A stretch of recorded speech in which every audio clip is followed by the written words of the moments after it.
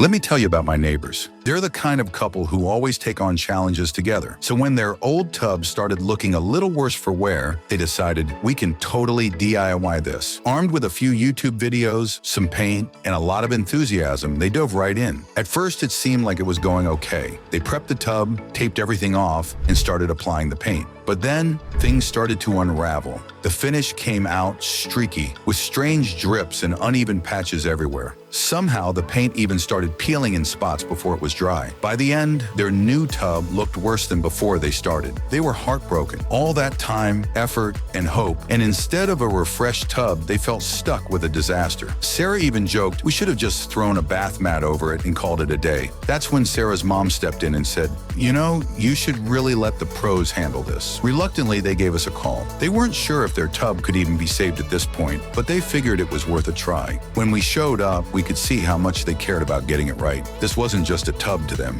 It was part of their home, part of their lives. So we got to work. We stripped away all the peeling, streaky paint and refinished it with a glossy, flawless white that looked and felt brand new. When Sarah and Mike saw the final result, their jaws dropped. Sarah couldn't stop smiling, and Mike just kept saying, "Why didn't we do this from the start?" It wasn't just about fixing the tub. It was about giving them back the space they'd envisioned from the beginning. Sometimes DIY doesn't go as planned, and that's okay. With a little help, even the biggest mishaps can turn into something amazing. And for Sarah and Mike, their tub isn't just a showstopper now. It's a reminder of what's possible when you mix a little effort with the right expertise.